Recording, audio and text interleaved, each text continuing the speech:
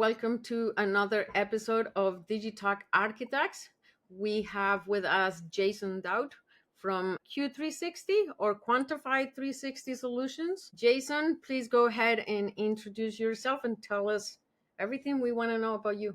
Carolina, thank you for inviting me to your show. It's an honor, and I enjoy having these conversations with you. So I am into a lot of things right now, but I am a strategic enterprise account executive that takes a decent amount of my focus, and I'm also the CEO of Quantified 360 Solutions.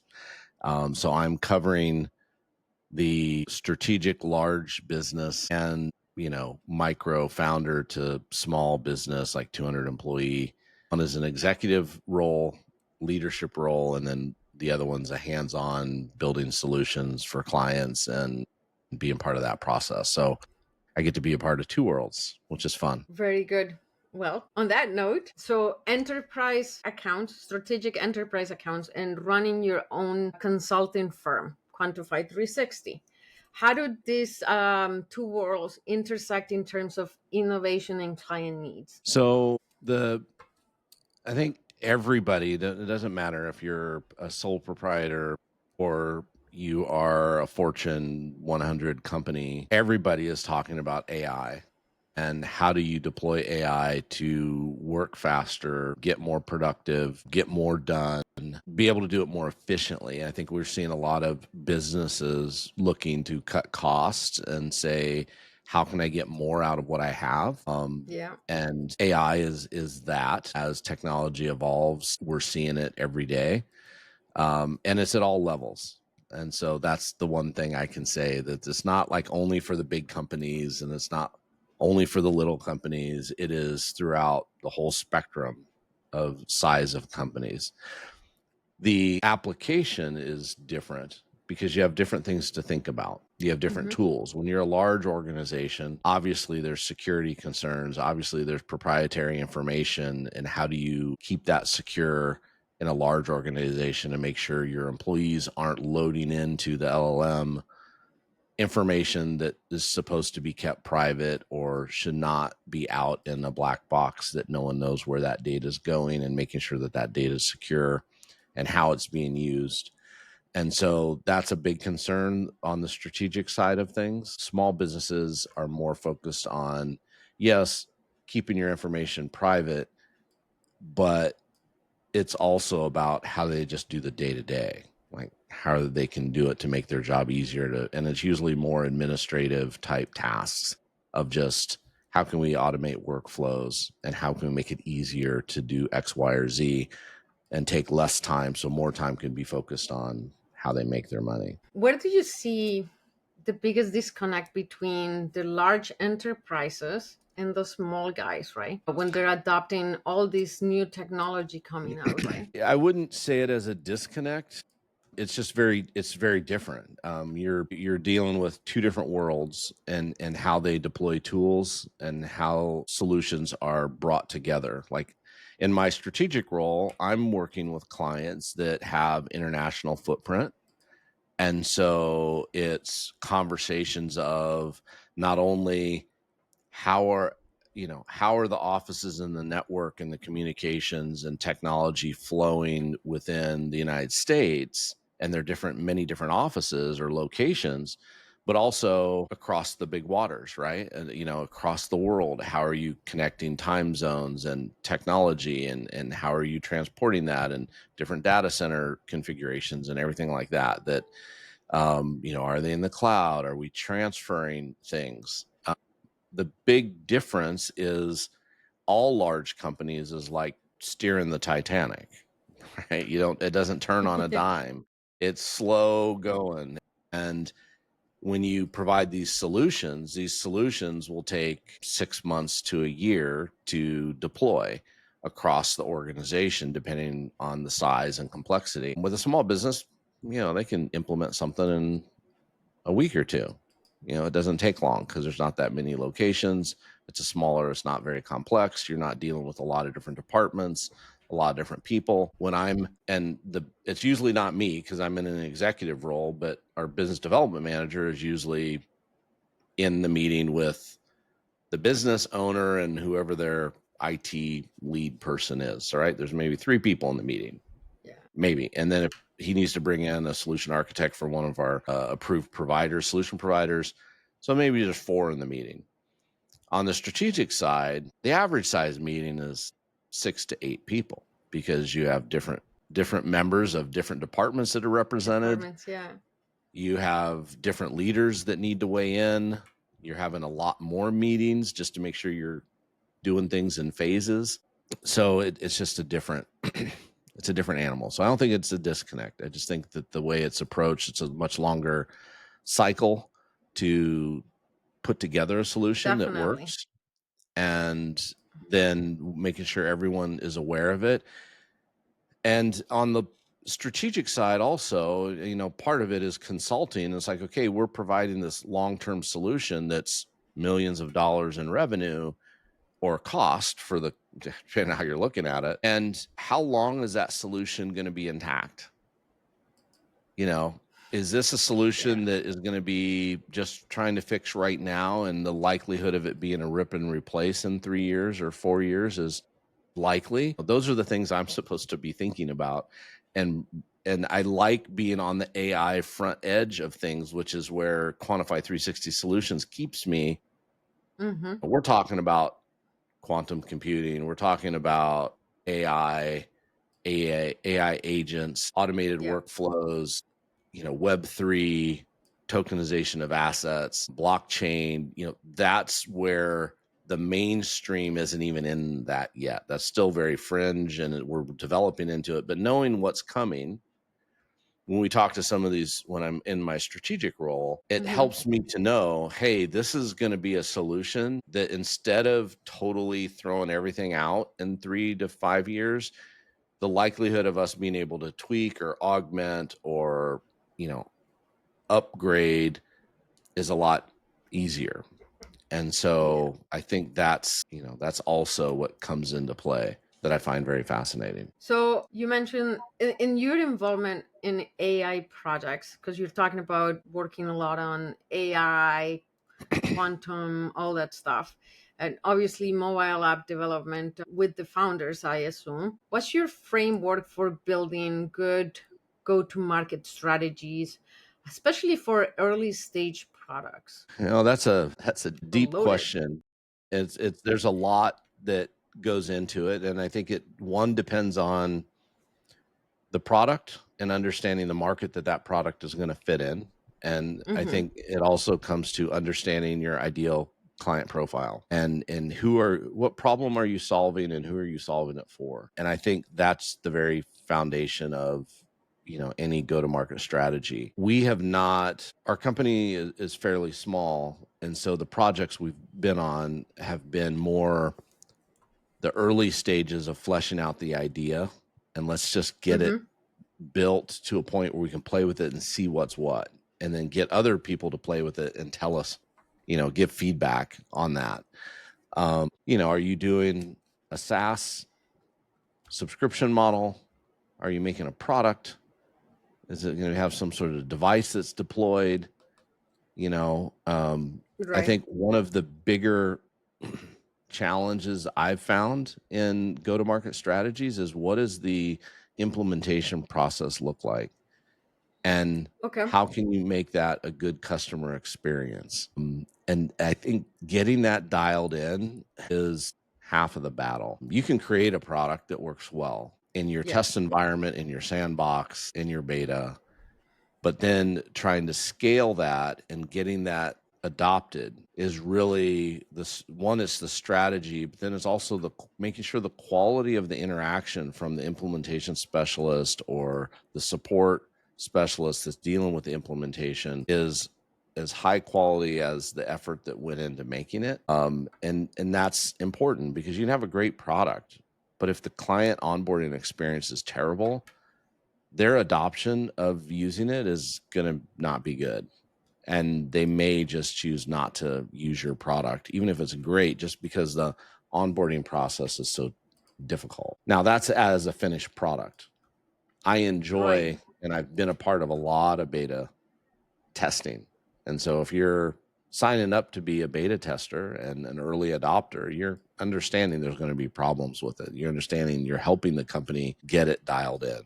So I don't, I answered your question kind of, and Kinda. gave some examples of it. Depends, and it depends on, go-to-market strategy is like a huge ocean, right? It encompasses a lot. There's a lot of pieces that go into that, and there's a lot of important parts.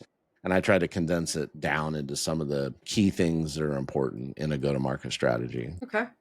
Well, so what are some of the things I know small businesses in general, they have a hard time with the go to market, but I know also that a lot of it is because they don't find the right consultants or people that are actually looking after them, right? So on that note, what are the top mistakes you see small business make when implementing tech and digital solutions, or what we're talking about here, maybe their go-to-market strategy for their new SaaS or their product or whatever? I see the biggest mistake or mistakes in the areas of twofold. One, not understanding business development, not understanding sales in general. It's a non-sales person, some founder that may have tech background or tech knowledge, but they don't have any concept of sales, trying to put together a business development strategy. That's a mistake. The other mistake is they don't invest enough of their budget into marketing. And so you have to Good have point. marketing, and marketing lays the groundwork for sales to be effective. And those both have to work together. And I think if there's one area where I see all businesses struggle is they don't have enough budget. They've allocated most of their budget to maybe developing the product. And then they think that sales and marketing is an afterthought. And it's like, okay, now we built this thing. Let's hurry up and on a dime or a shoestring budget, let's mass scale this and make millions.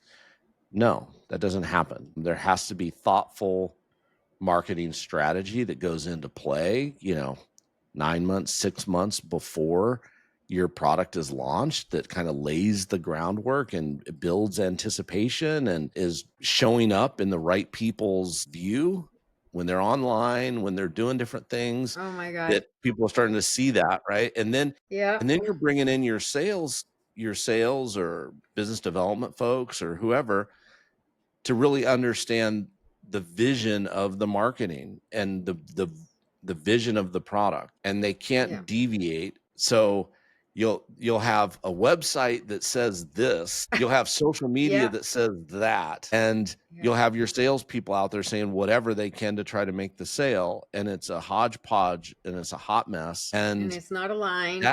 that happens all the time. And part of what I've seen, and I would say this is I think we're going to start seeing this burn out to some degree, is all of these marketing people that have leveraged AI to automate the lead gen process.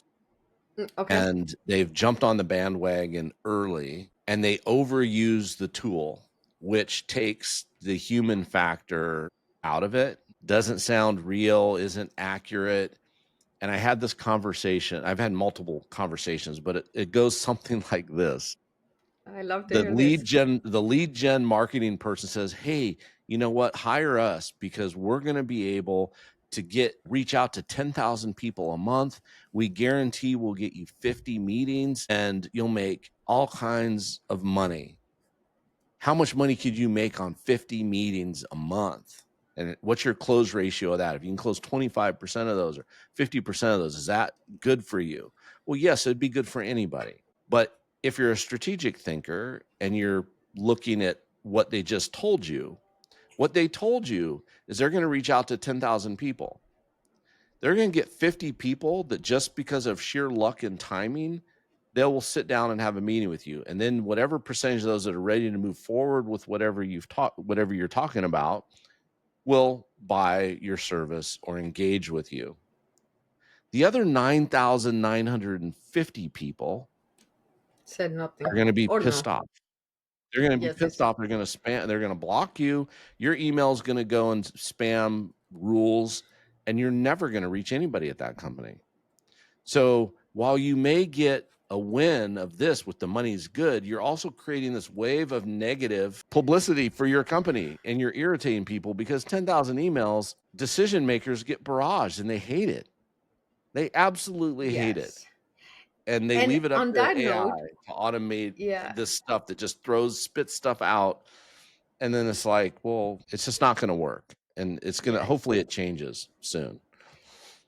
As a marketing agency and fractional CMO, one of the biggest things that we struggle with is getting people, business owners, businesses in general, to understand the difference between marketing, lead gen, and sales. They confuse and mix all of those three things so much. It's sometimes so hard because you have to always constantly try and justify or explain.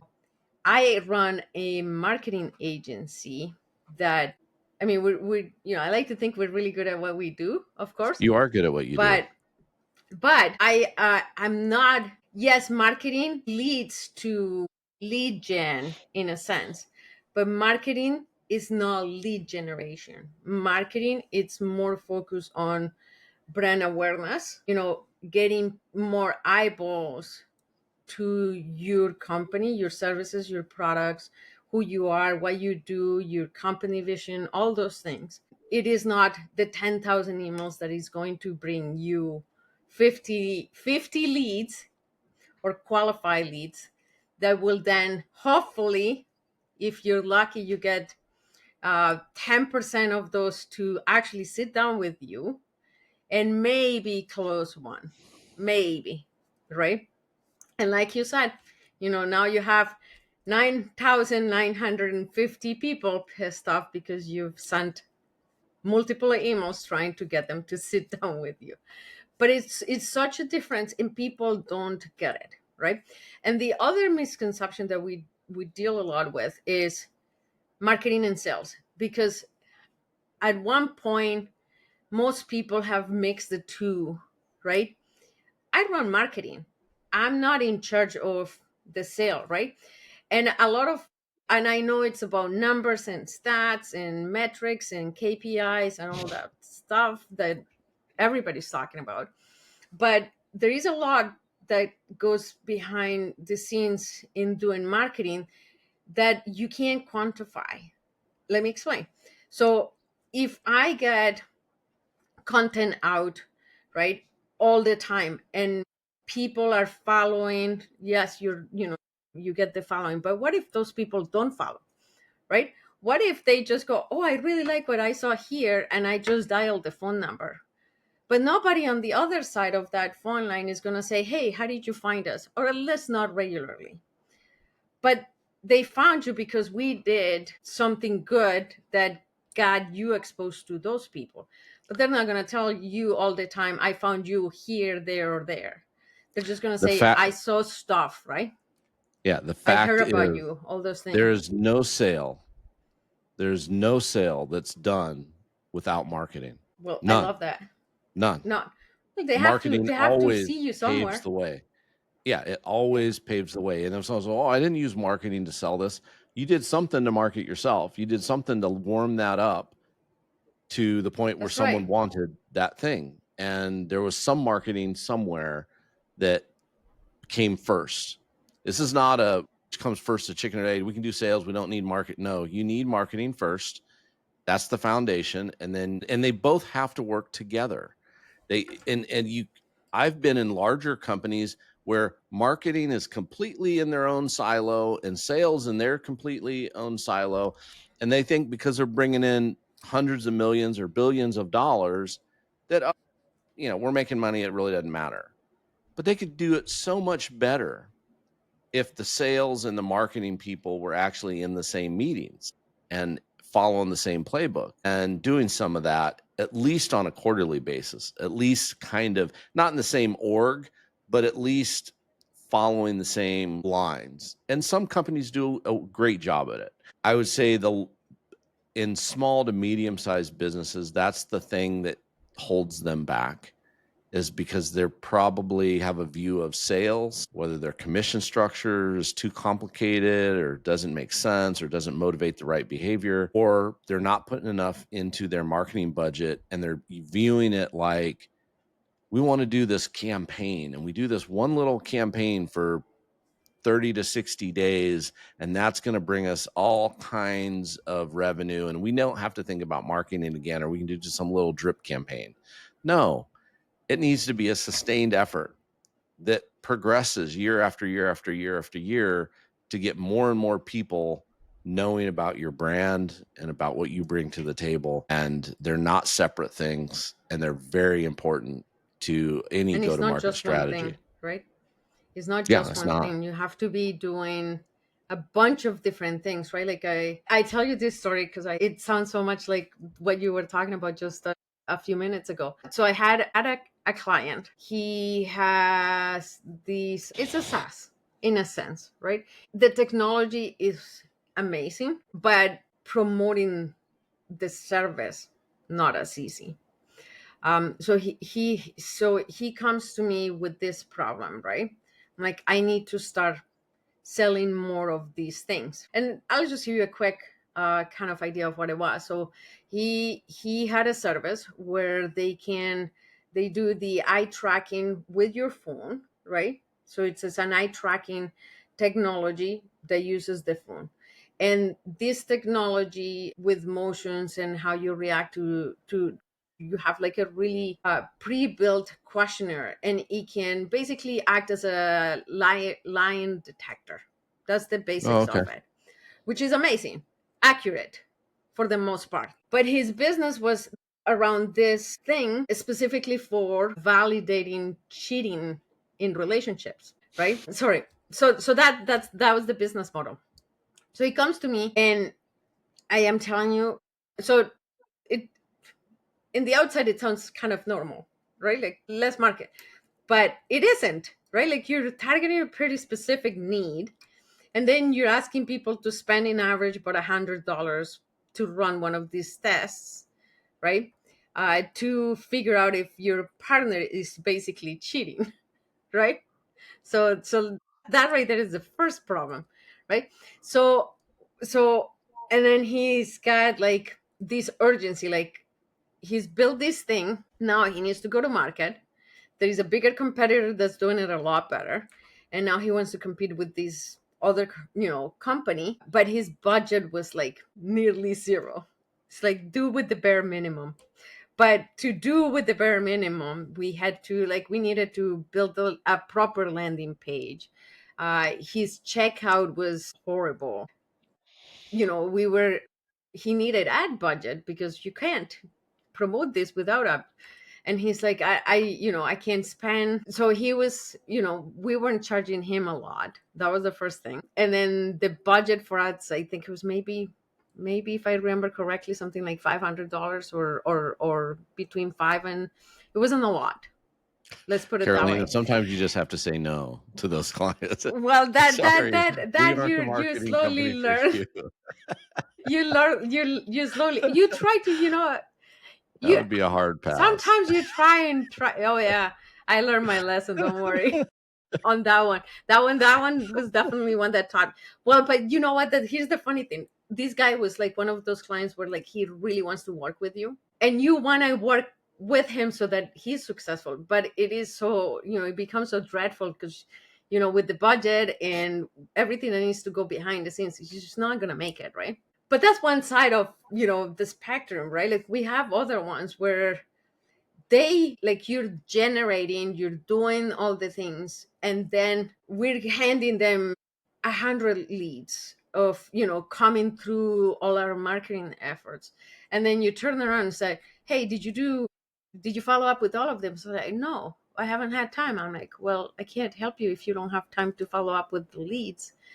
And then they start complaining, right? Like, oh, but that was not a good lead. I'm like, I can't be responsible. That's one of the other things in marketing that just blows my mind. It wasn't a good lead. I'm like, I can't, for the love of God, guarantee that every lead that we generate is going to be a good lead.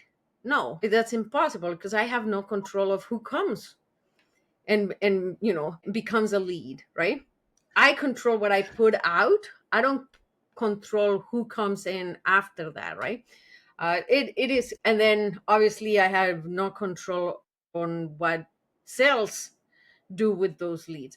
But it's such a tied up And process that if it's not working, you are out. and and that's where I think the mistake was made by the executive that hired you that didn't bring sales into the process. So the client that said, I want you to do X, Y, and Z because I want this, Yeah, and did not bring in the salespeople to have a conversation or the sales leader to have a conversation and say, well, what is your close ratio? When you're getting leads now, what is the result that you're getting and how are you getting those? And if we do X, Y, or Z, what's the percent that you think your team will be able to close based on your history? Right? When you go into it, when there's sales information and sales input into a marketing strategy, it allows both sides to level set and set the appropriate expectations on the outset.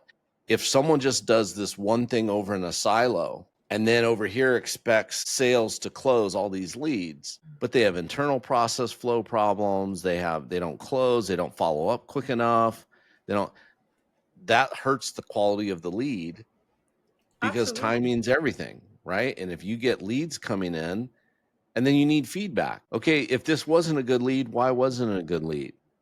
Did you have the opportunity to close it? And what was the reason that they chose not to move forward? Do they look at themselves honestly? Do they do an honest evaluation? Was it us? 90% of people is going to point the Don't do. finger somewhere else. It's not me. It's not us. We did it perfect. It's got to be the lead. We don't need training. We don't need to get better. We know we can close everything, but no, it's someone else's fault if it doesn't close. No, after a while, you need to look in the mirror. And I would recommend everybody look in the mirror when you're doing something, find out, was it me first? Was there something I could have done better to help this process get closed? And then do I need more training? Do I need to get better in these aspects? But when you do both in a different silo and believe that sales is one thing over here and marketing is one thing over here, you are starting with the wrong philosophy. It So will never be as successful as it could be if you brought those together. And if I was a salesperson or if I was leading a sales organization, I would say, well, let's get together with our marketing partner and let's talk about this. Let's understand what the strategy is, so we can be in the same page. We can make sure everything's saying the same message. And if I was on the marketing side, given a task to do a campaign or whatever else, I would want to talk to the salespeople that's going to execute on this marketing strategy and say, hey, do we think this is going to work? Are you guys aware of this? Because they can use that then when they talk to the customer and tie that marketing messaging together to solidify that. Because you and I both know if a client, we have these senses that when we talk to people, we can, like, it's a BS meter, right? There's something's not off with it. Something's not right. Something's not jiving. I don't really trust this. I don't know what it is. Well, what it is they're getting mixed messages. And most clients do not move forward because somewhere along the lines, they thought they were getting this message and then someone else is coming in with a different message. And that is like, oh, I have two conflicting things. I don't trust it. I'm going to go with the company, even if the product or service is inferior, because the message is on point.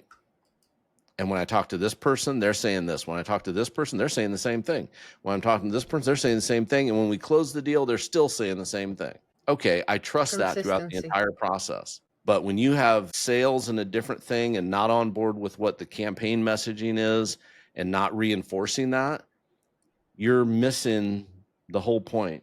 And I hope I don't get in trouble for this, but I like to always tell this story of the movie. And I've mentioned it, I think, in a previous conversation with you, but how sales and marketing needs to work together is like in the movie Focus with Will Smith.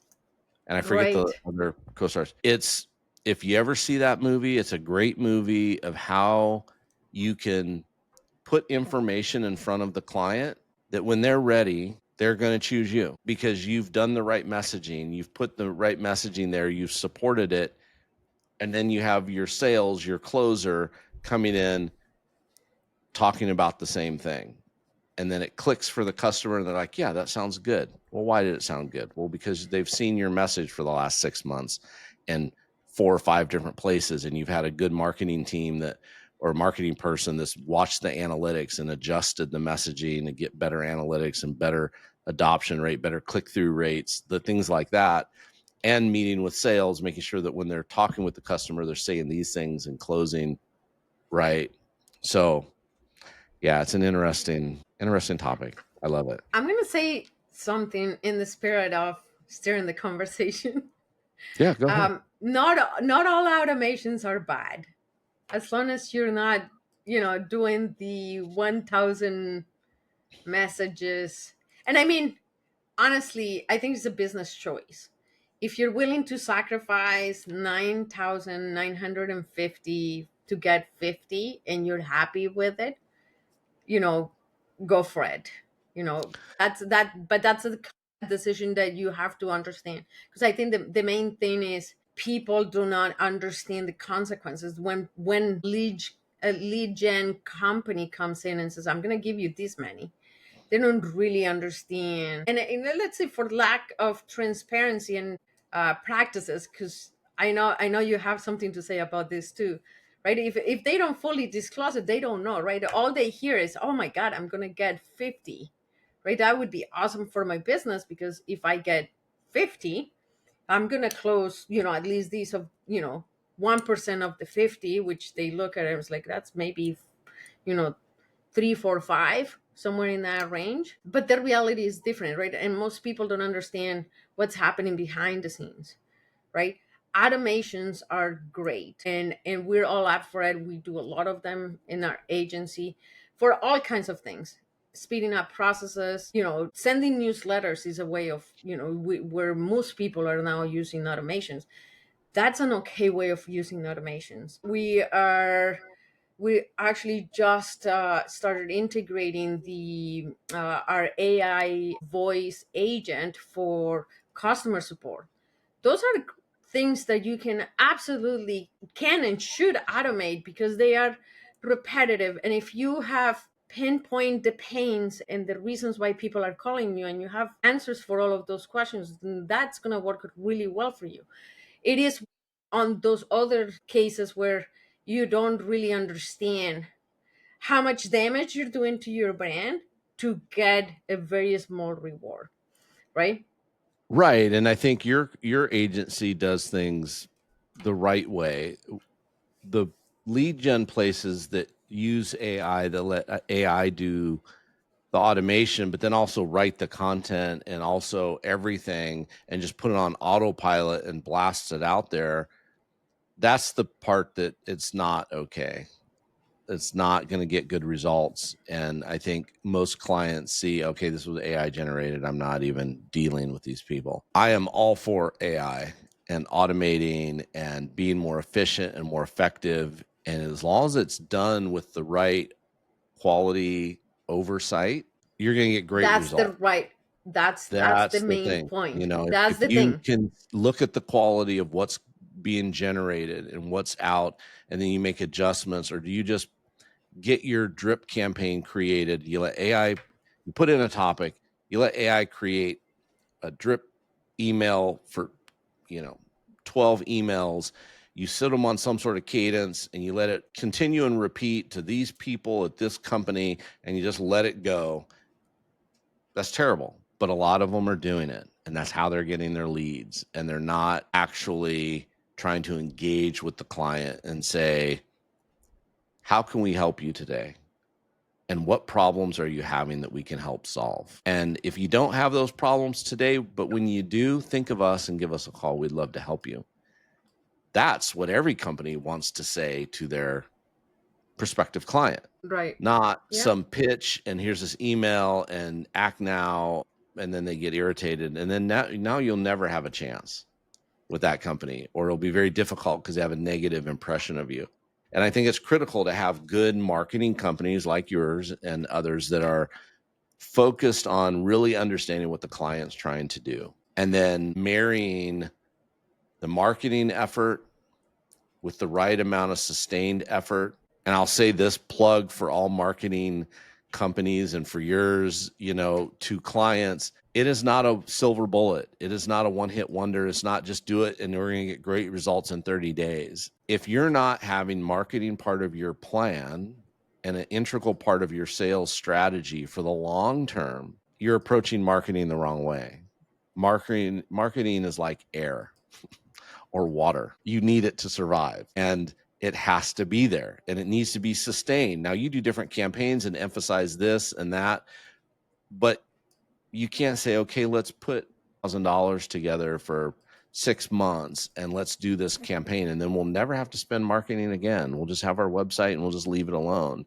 No, that's not how it works. You need to have a budget for, as long as you're in business, there's marketing efforts being done on your behalf to try to win customers and help sales be more effective. So I'm going to switch it up a little bit because we've talked about marketing, but I also know that you're very passionate about gamification, especially in productivity and using AI in business development. And I know you sort of have a vision on this, and I want you to share what that looks like or what's in your mind for gamification. So I can talk in general because I'm Go for it. working on something that I think addresses an issue, and I'll talk about the issue. So I think in this country, in the US, I can't speak for any other country because I don't know. I don't live there. But at least in the US, we have a problem where there's a large part of our population that has a mentality that, let me just do the bare minimum and get by. Mediocrity is celebrated and Rewarded. and rewarded, and there's no real productivity minded in this group of people. I don't want to put age ranges because I think there's these people in every age, but it's probably like 18 to 40-ish, and there's some maybe older, but they're not getting on they're not understanding technology as a tool, and the technology they do use is for non-unproductive purposes, right? And so when they go to Scrolling. work, they feel entitled. They feel like, hey, I'm showed up to work, be happy I'm here. And I'll move a few papers around, I'll do a few things and make a few phone calls, and then I'm waiting until my lunch, my break, until the end of the day, and then I'm living for the weekend, and I'm living for, after work, and I'm going to do the least amount possible. And I'm going to game the system. So if I can get paid a decent salary for doing hardly nothing, doing a lot of busy work that doesn't translate to actual results, that's what I'm going to do. And I think there's more than we would like to admit of our society that's in that bucket, that thinks that way and has that philosophy. With AI and the advancement of technology, there's this, and the title of the book I'm working on is Mind the Exponential Gap, right? Because technology is advancing so fast, faster than what these people in this group that I'm talking about are aware of. And they think, oh, we'll get to it when we have to and it'll be fine. And then when it actually happens, they're going to miss the train. And so my thought is, I've seen people in their office cubicles when I walk through and they're on their break, whatever, and they're playing some game on their phone. And they're adults at the workplace or whatever that are doing some sort of gaming or some sort of whatever they would think would be fun.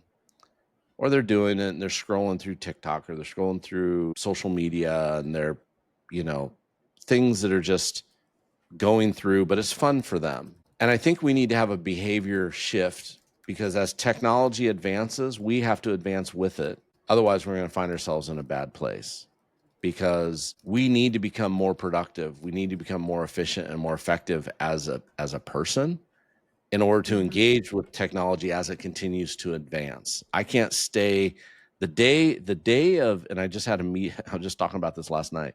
The time of us working one job for 40 years, doing the same thing, and then retiring Not anymore. does not exist. And if it does, it won't for very much longer. You are going to be required to move to the next level to do more. Yeah.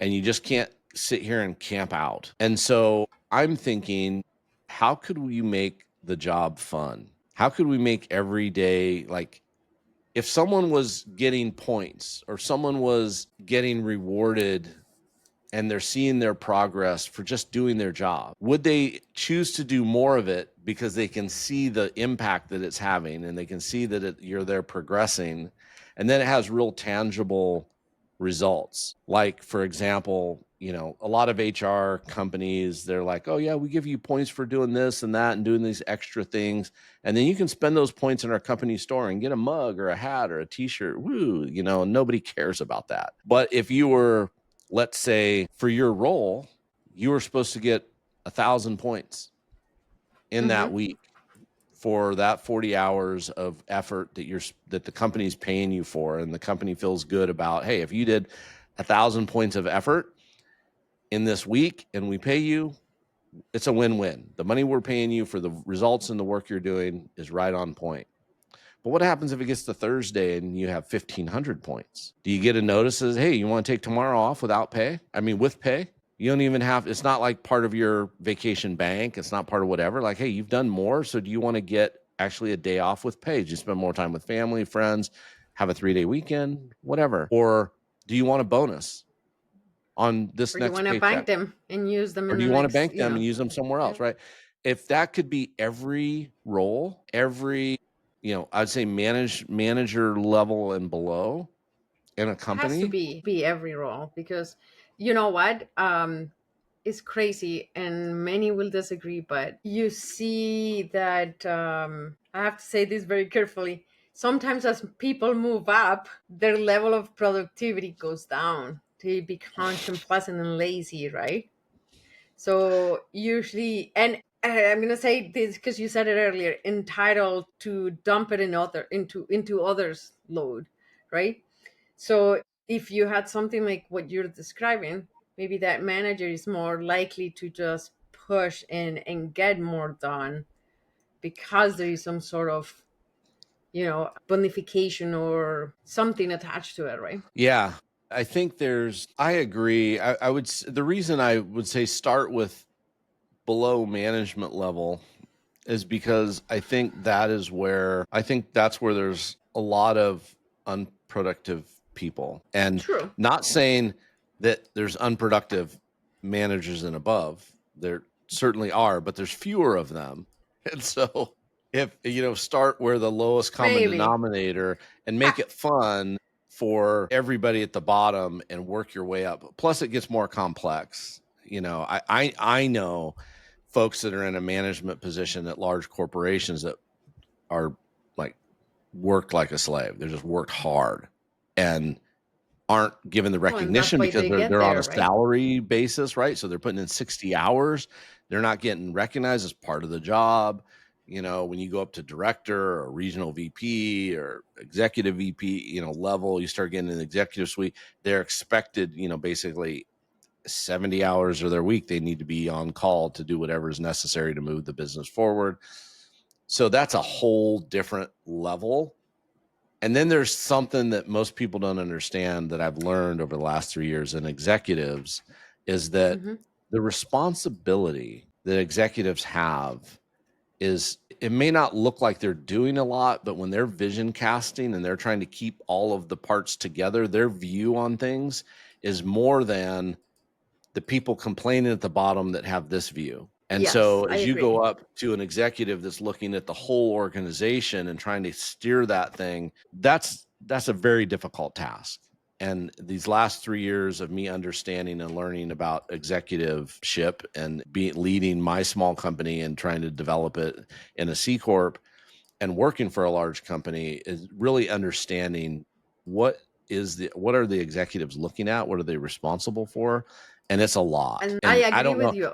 I don't know from a gamification standpoint, like where I'm at with fleshing this out, that's like next level. I'm not there yet. I'm just trying to figure out how could we make it fun? How could we have something that did this for every position at every company, and based on your personality and what you found motivating to you, rewarded you accordingly. So then the effort or the pressure to achieve results was from yourself and not Mm-hmm. applied externally by other things to try to manipulate you to get to this level, and you're fighting against it. Most people fight against any external pressure.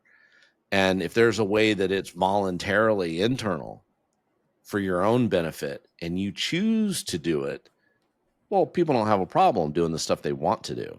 They have a real Yeah. problem with things that other people are telling them to do that they don't want to do. And it may be that they want to do it, but just because someone else is telling them to do it, then they have this attitude like, well, you're telling me I'm not going to do it, just because they're so, if you say left, I'm going to say right just because. And I think that's part of that sector of society that just is bucking any kind of authority. But if we can create a way that it's self-motivation to do the things for their own benefit, and there's that wisdom there, it's an interesting thing that I'm toying with. Yeah, and I hear you. I mean, I've I've been the CEO to not big company, but 30 employees and lots of things to work out. So I know, it wasn't always necessarily that I needed to be the busiest, but sometimes is the amount of things that you have to deal with on a daily basis, right? And what I think it's interesting you said it, because while they see the vision right here, you're like 30 people across departments, and it comes with a lot of challenges, right? Like it people challenges, it's work challenges, it's customer challenges, right? And you have to deal with all of it all across. So I get it, management, it's definitely different, because sometimes you can't quantify the effort of a person that maybe took a morning off but worked 2, 3, 4 weekends in a row dealing with a bunch of, and as a business owner.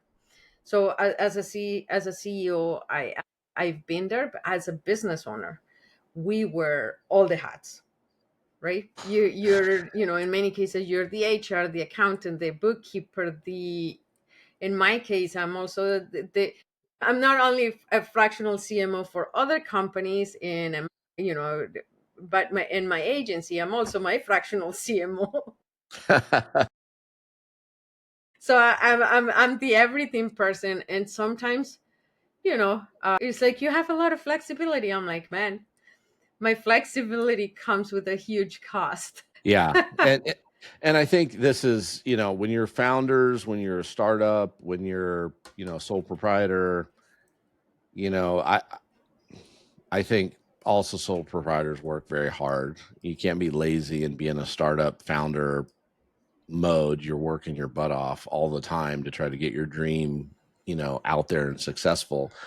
So I support all of that. I just think as we get bigger companies, bigger agencies, bigger departments, companies that have a lot of employees, you know, how can we turn a lot of people are working from home, right? COVID Yes. changed everything, and most people work remotely, and some companies are trying to pull people back in on a hybrid basis or a couple times a week.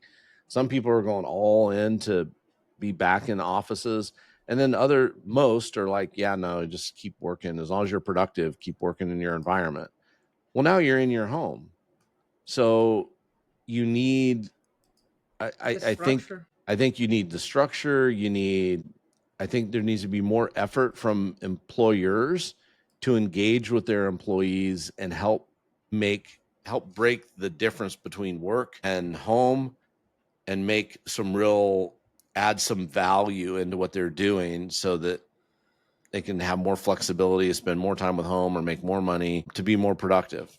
And I think if you're a C-suite person and you're making decisions to cut employees for your budget. You should also be investing in tools and training to help those employees to be more productive. I think you should set up something where if you have 10 people in a department, and if the 80-20 rule holds true, which it does in most cases, 80% of the work is being done by 20% of your people in that department on average. Well, what are you doing with the 80% that's only getting 20% productivity to get them to get on board and be more effective and more productive?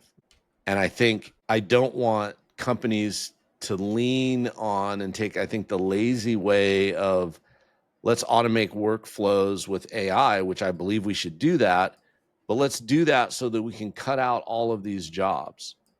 I would rather the company leadership say, hey, when we implement this, we're going to have a bunch of dead weight around here. Let's implement. What happens if all of those people were actually productive?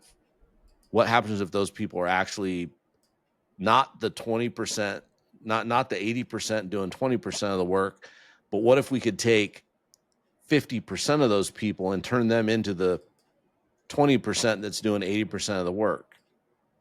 Would we grow as a company and get more revenue, and we'd see us expand and grow our vision better? I think so. And I would like to see, I think we need to be in a place where executives are thinking about that. So in one sense, we're implementing AI to workflow, be more efficient, and help people more productive. But at the same time, before we're just cutting jobs, that we're also retooling and helping people get more productive themselves to say, hey, it's coming down the line. We have a year to try to build these skills and get more effective and productive and get this department to go from here to here using these tools. And then after that point, then we're going to probably make some cuts versus not say anything. And then all of a sudden you get a pink slip. I think we're getting closer to the end. So let me ask you. Final question. Do we reach to the final? Maybe. We'll see where this takes us. All right. Maybe what we're making advice? 2 sessions out of this. What advice would you give small businesses that want to future-proof their operations in the age of AI and quantum computer? Break it into maybe 2-3 quick actionable steps. One, I think everybody in your company, if you're a small business, a founder, trying to build, you need to be using some sort of LLM, some sort of AI in your day and getting used to it. Become a good prompt engineer. There's lots of free courses like NVIDIA and Google, and there's a few others that have free AI prompting courses that you can take. There's also some good, individuals that maybe for like $25, you can go through their modules they've created and learn and understand. So you need to use it as a tool. Everyone's walking around with a cell phone. So it's just like you need to have AI part of your life and interact with it, and to understand how to do that and how to look at it as an assistant. The other thing is you want to try to automate workflows or make your workflows more efficient. So I think one advice, the second thing I would say to a small founder, trying to figure out, try to dial in your software stack that you're using and making sure you're not wasting time with multiple tools doing the same thing, or you're only using one part of the tool, then over here you're using a different part of a tool, and you have these multiple systems going on that, one of them probably could do it if you just spent the time to learn the other stuff, or work to implement AI to automate some of that stuff between those so that you're gathering information and you're pulling things together quicker. And then, so for personal or each employee or each contractor using AI for to do their role, have that part of that. Don't forget, obviously, to have the right security protocols, enabled and around to make sure you're guarding your intellectual property and your company assets and private information, confidential information is all being secured, and have those rules and policies in place. But in addition to that, and I won't speak on quantum computing because it's a concept that only a few, and more than a few, but it's being developed now, and I would say it is probably in development where AI was probably 20 years ago, maybe 15 years ago. I think as it's being developed and as it's being used, we're going to see it come on the scene maybe in the next 5 years. Next 5 or 10 years, there's going to be, I think quantum computing will start being part of the mainstream, and AI will be not a new thing. It'll be, an everyday thing, and it will allow us to take the next, surge forward. And I would say be aware. I think the worst thing that a small business person could do is just put their head in the sand, nose to the grindstone, only have tunnel vision, focus on their company, and not being aware of what's happening in the world, what's happening in technology, how are things advancing. And, I think we've touched on quite a few topics that can't be ignored. If you're a small True. business, you have to have a solid marketing foundation. You have to have a good understanding of sales and go to market and how to interact with your clients. You have to have a very efficient internal machine of your workflows and how you're doing things. And so, those are the three pieces that I would say are very important to make sure you're doing that. And I think the one last thing I would like to leave with, or at least make sure that if this isn't the last question that it said in this episode, is that Say it. I do a lot of things. Mm-hmm. And someone will look at my LinkedIn profile and be like, gosh, how are you a strategic account executive for a large company? How are you the CEO of your own startup? How are you in your MBA at Eastern Washington University? How are you, starting to write your first book? How are you doing all of this? And I need to make sure I put all of this in the right context. I'm not Superman. I leverage the heck out of AI to be my assistant, to give me Yeah. advice, to cut down time on research, help me. What takes time is things I have to think long and hard about and go through tedious tasks. If I can leverage AI to do some of that, that is helps me free up my time to focus on other things. But the other thing is I love what I do. So the trick is, the silver bullet is, love what you're doing and don't do anything that you don't love doing for a work or a career or an activity. Because I think if you look at it in the normal context, some people, and at one point in my life, I had a hard time just doing one of the things I was involved in a full 40-hour week, let alone two or three other things. But I got to the point where my kids are out of the house. I don't have dogs or pets or cats or things I need to maintain or a yard. My wife talked me into buying a condo and I was dead set against it. And that's one of the best advices I've ever had in my life, because I don't do any Really? yard work. Yeah, I don't have to do anything outside the house. So I don't have to do that on the weekends. Like Yes. I love what I do. So from 5:30 in the morning until like 10 o'clock at night, 10:30 at night, I'm having fun in everything that I'm doing. And it allows you the energy to do more, and I'm leveraging Mm-hmm. AI to be effective in the things that I'm doing and how I can use it. That's how I'm able. Not everybody does that. A lot of people So have kids, have other responsibilities, have things, they're I in know. clubs or associations or things that they have to do outside of work, after work, in the Yeah. evenings. They have people in their relationships that are really high maintenance. I'm fortunate that my wife is very independent, and she's thrilled that I love working, and she's like, make the money, just keep Make working, do them. your thing. I'm happy. It makes her happy to see me here pounding away doing stuff. And for me, this is fun. I think we live in a great time. AI is exciting, technology is exciting. We can do so much.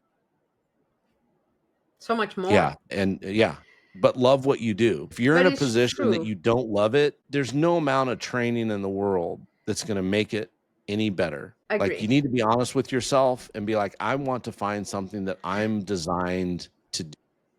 And it took me 20 years, the first 20 years of my after high school life, figuring that out. And I had jobs that I hated. And I You and just me couldn't both. imagine doing that. Like, oh my gosh, I can't believe this. I They're either agree. they're physical, they didn't challenge me mentally, or they're dead end, or they just had. You need to find out what you're really good at and what you love doing. So when you wake up in the morning, it's not like, oh my God, I just You know have to what? deal with You said, traffic. You want to yeah, get you up said, and be excited about, oh my right. gosh, who do I get to talk to today? What am I going to be doing? I literally talk to at least one person in some part of the world every day. And sometimes in a week, I'm talking to every continent. Somebody That's has okay. reached That's out to me good. about something. And it's so much fun. But I think And I'm it's blessed. also about understanding where you're at in your journey. Like your journey, it's in a complete, and not comparing, right? Because Right. you talk about how you can do three things in in your day to day, but you're in a different part of your journey, right? I can't do three things because for one, my kids are still young. They both play competitive sports, so I'm mostly also over Yeah. for Yeah. other. So it's understanding where you. I do a lot, right? But my a Yeah. lot is very different than your a lot. I run my company. I do the fractional CMO, but I'm a mom, Yeah. right? So, Understanding that journey, and I'm a mom to two teenagers. yeah. And So when you're it's completely younger, different. Yeah. when you're younger, you don't have the capacity. You know, I'm, I'm 55 years into this thing, and I Yeah, figured some stuff out. And you did. I don't feel 55. I feel like I'm not even halfway done yet. So I'm still looking forward to a life. But I can remember a time when I was younger. I had two boys, and I could barely be a parent and do a 40-hour work week, and I was exhausted. And if you're in It that is something. space, I Yeah. certainly don't want you to watch this podcast and be like, "Oh, I'm failing. I'm failing. Oh, it's just not gonna, how I can't do that." Yes, that's right. You're in a phase in your life that you can't, but do whatever you can with the time that you have. So if That's you're in a just job that's that. not fun, try to figure it out. Yeah. Self-reflect. What are the things I'm good at? What are the things I like to do? What do I need to learn to get there? I finished my 4-year degree when I was 50. And next year in spring, I'll finish my MBA. And I'm 55. So you're never too late. Be a lifelong learner. Technology is always improving. You always have to do better, read more, learn more. As long as you're doing that, you're great. I mean, you'll get there. As long as you're making progress, you'll get there. So that was the last question, but one more question, and Okay. that this one is to close it out. This will go quick.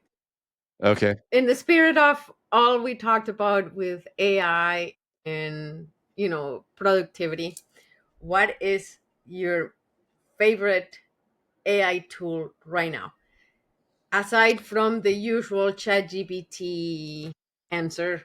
Something that you're using that's like that you can go, wow, this has changed how I do things. Okay. So I'm going to answer that in two parts, maybe three. So for me personally, of course, it's the Chat GPT because I've been using it for 3.5, 4 years since it first came out, or since it's become a big thing.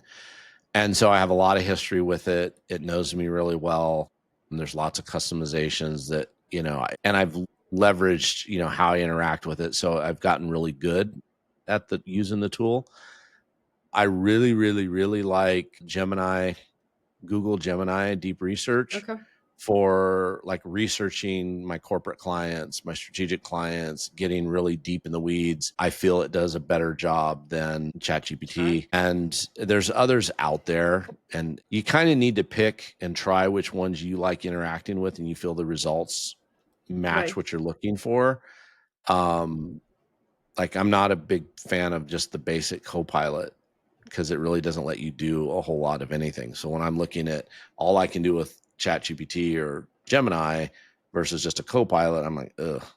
But maybe the paid version, you know, but do I really want to, like, if this is working for me and working well, what's the reason, Throwing a fit right? for So I more. haven't really explored Perplexity and Claude, and there's a million others.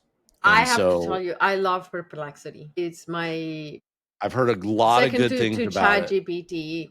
It's probably the one I'm using the most. I like the way, I mean, I to be honest with you, I now go to Perplexity instead of Google, mostly because you get sort of like the answer, the AI answer, as well as the breakdown of the sources in, and I like that it references also video content.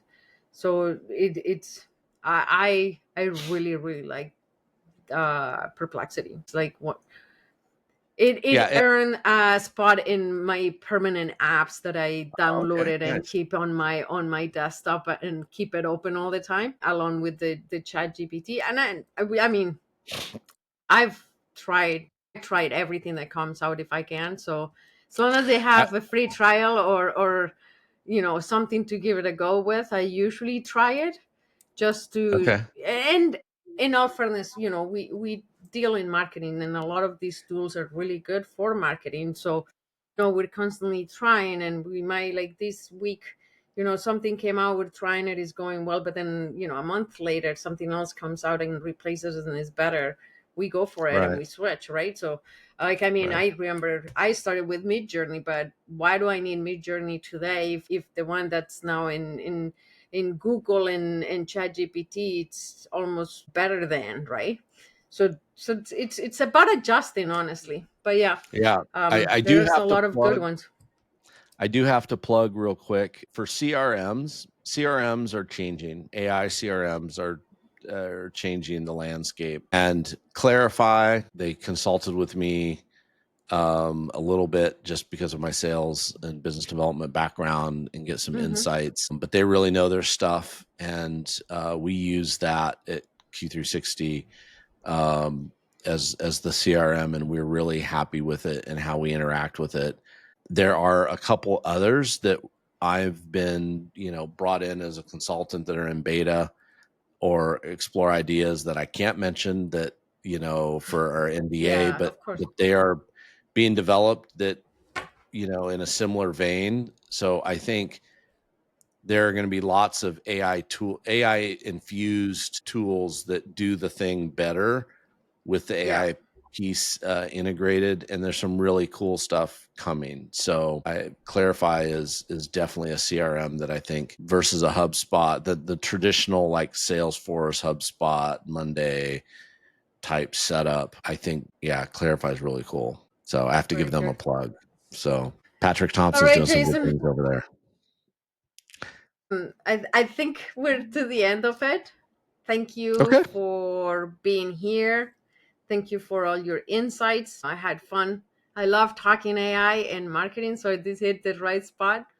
That's where we usually live. So this was great. Thank you Yeah, for your always time. enjoyable. Thank you everybody for this one was an extra long one. So this is the Maybe a two-parter. that maybe, yeah, maybe. But if you stayed all the way, thank you for staying all the way to the end. Jason, thank you again for your time, and hopefully we'll see you in the next episode of this podcast. I would like that. Thank you very much for having me. Awesome. Thank you, everyone. We'll see you in the next episode.